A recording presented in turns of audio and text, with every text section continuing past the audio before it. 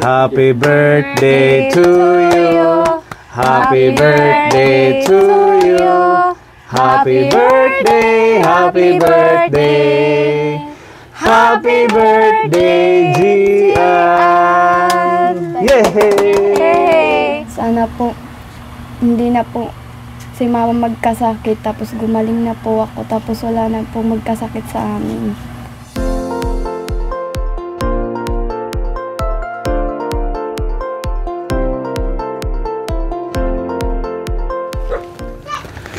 Oo, Pai. Kumusta na kayo dito, Ate Shirley? Okay naman, sir. Nag-message kasi sa akin si Gian. Nanginginig siya. Ha? Naging kakadal. Nanginginig ka? Gabi. Di ko kasi malaman yun eh. Di ko alam yun, sir eh. Nung nanginginig ako nung gabi. So kakaligo mo lang? Opo, sir ka. Baho ko na. Okay na yung pakiramdam mo ngayon? Maano pa, parang maano pa sa ano, ulo. Mabigat pa. Tapos parang may sugat doon. Ano yung pinangliligo mo? Yung tubig lang na ano? Tubig lang na walang taso. May mainit na tubig. May mainit na tubig. Oo, mga dahon, di ba? Nilalagyan yan. Para hindi maano din. Yung mga guava, di ba? Mangga. Hindi ko nga akalain, sir. Buhay pa ako ngayon eh. Parang patay na ako nung nakaraan. Mag-ingat ka kasi. Siguro kasi nagdinalos-dalos. Tapos kahit anong pagsasabi namin, kung hindi ka makikinig, walang mangyayari talaga, magkakasakit ka lang. Nasobrahan siguro ako, sir, sa problema. Kasi nung nasa Tacloban sila, yung nanay ko na ospital sa Ordok.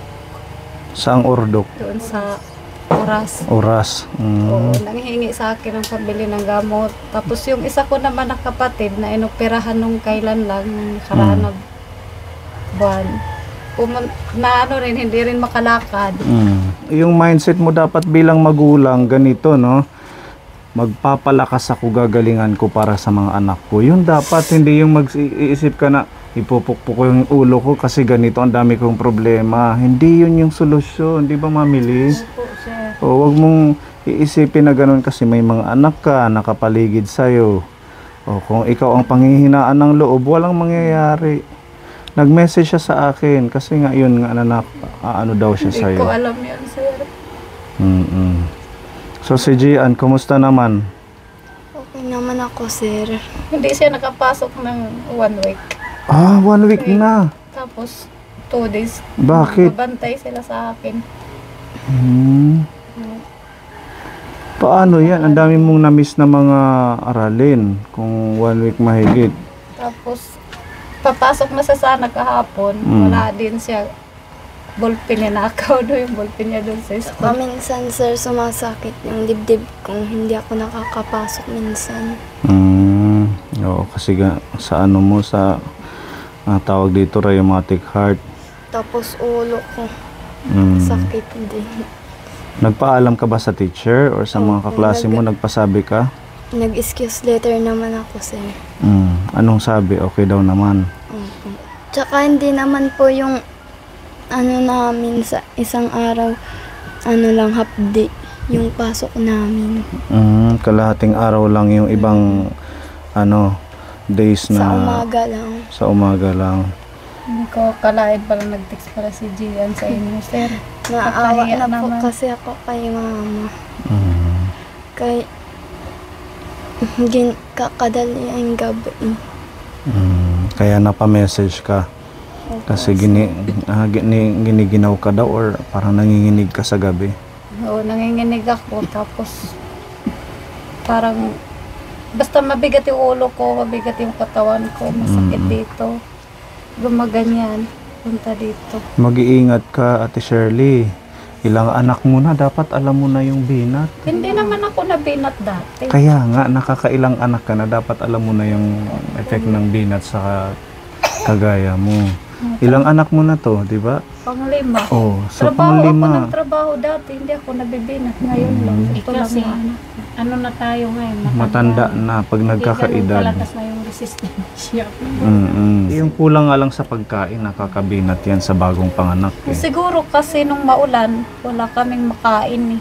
Isang araw, wala kaming sinaing isang araw, isang gabi. Bakit si Kuya Ruel hindi ba nag-work? Wala na siya. Wala siyang trabaho ngayon. Wala na. Ano lang sir, Mm. extra na lang. Nagsanlag kami ng ano, ng pilit. Yun Hindi ang na kinain umaga namin. naglako ako ng mustasa.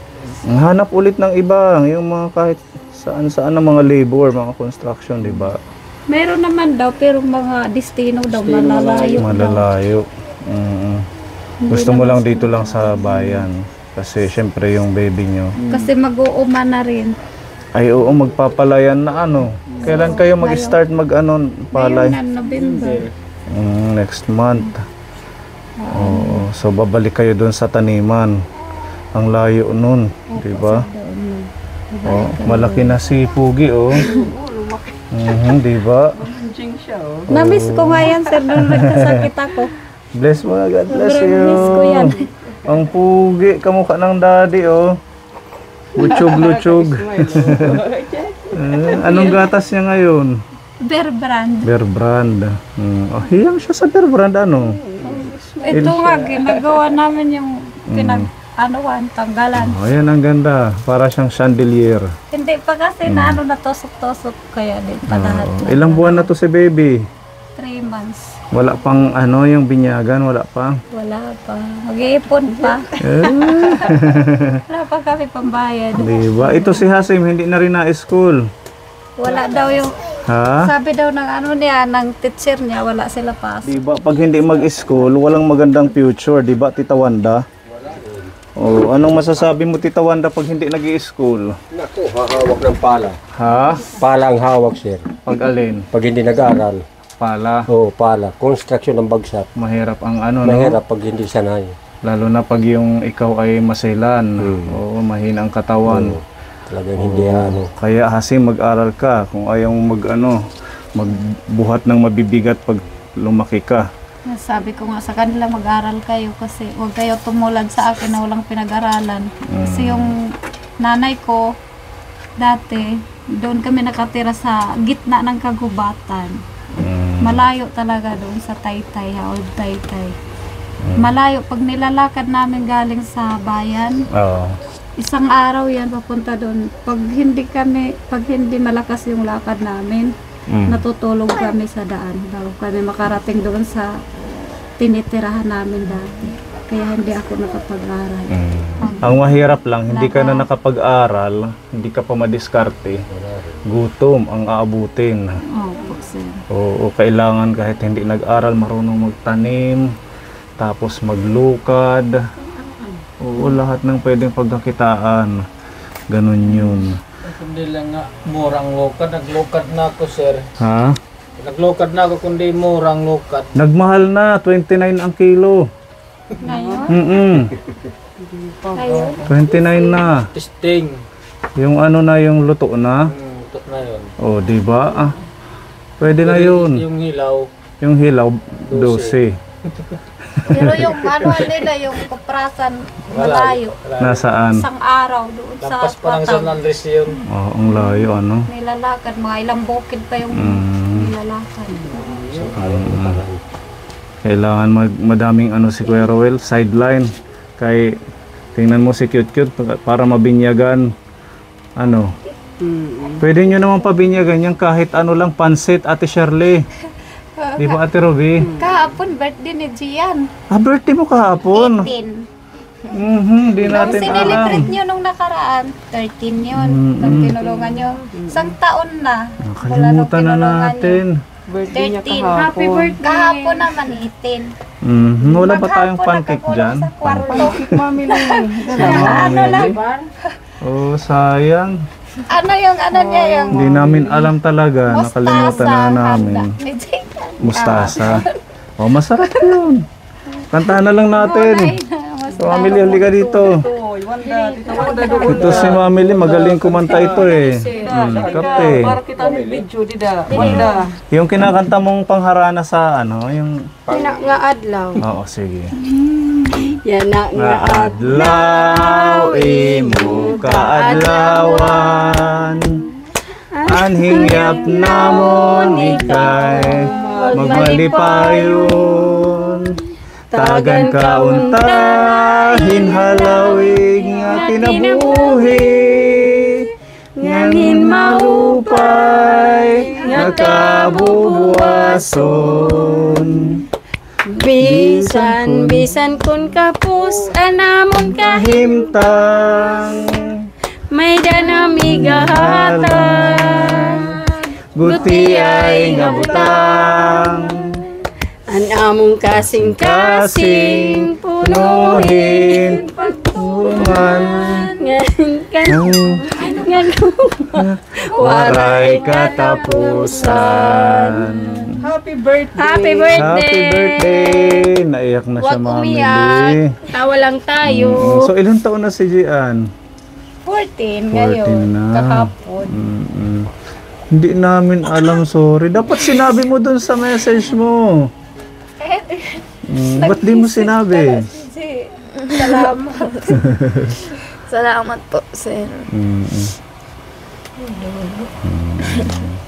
Ayun, mag-i-import pa si Mami Lee o bibili ng ano, Bibili siya ng fudge. pajibar.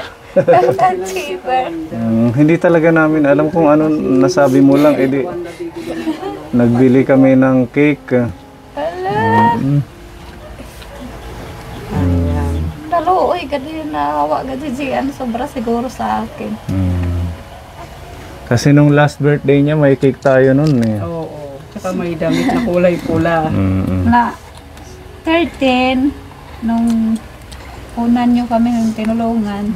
So, isang 13 taon yun. na, no? Oo, tapos tinandaan ko lang yung 13. Tapos nung birthday niya 18.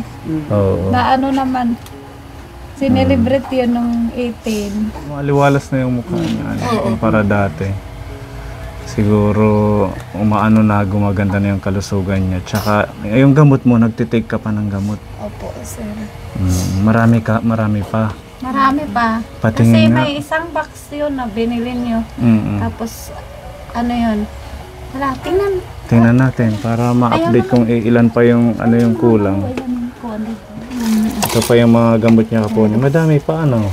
Marami Isang pack pa na sumapin. Kasi yung binili ko nung, ano, nandito pa. Oh. Furosemide. Oh. Dalawang Madami buwan pang yan. furosemide. Abot yan. Okay. November, December. Captoprel. Yan. Sige. Gawin natin, Ate Gian. Kukuha kami ng Tupperware sa bahay mamaya.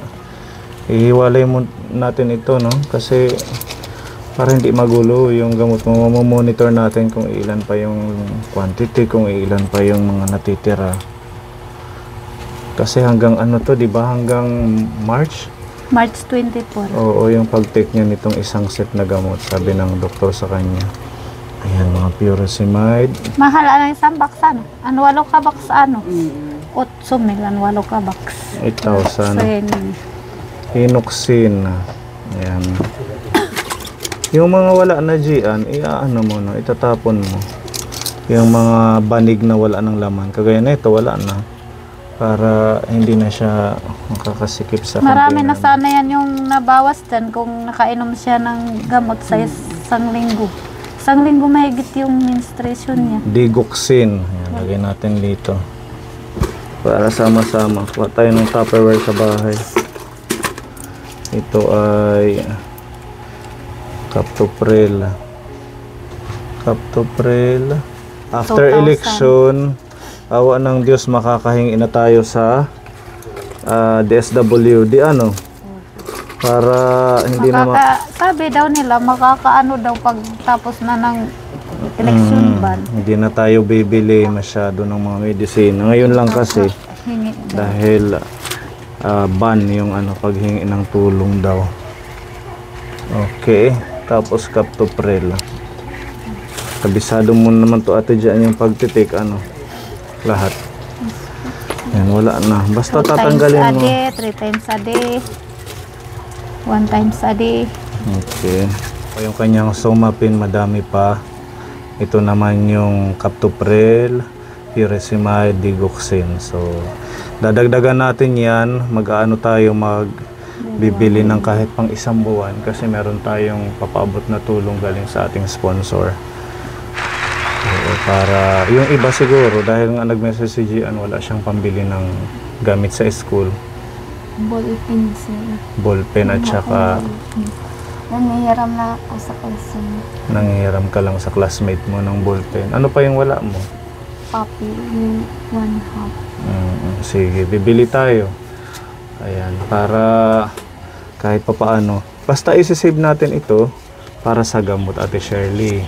Opo, sir. Para hindi nyo naiisipin, mahirap yung Po, kasi yung darating yung time na kasi hindi natin alam kung hindi naman lagi may magpapaabot, di ba? Pag nagbili natin ng gamot, ibig sabihin yan, hindi tayo mahihirapan pag dumating yung time na wala kang pera dahil meron na siyang nakareserve na gamot. Opo, sir.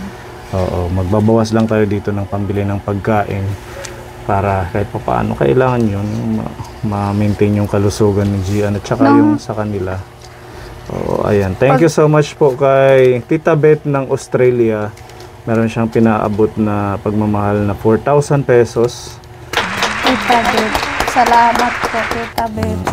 Ayan. At ang ating isang sponsor, si Sir Ramil Umbayan. Nagbigay siya ng 150 pesos.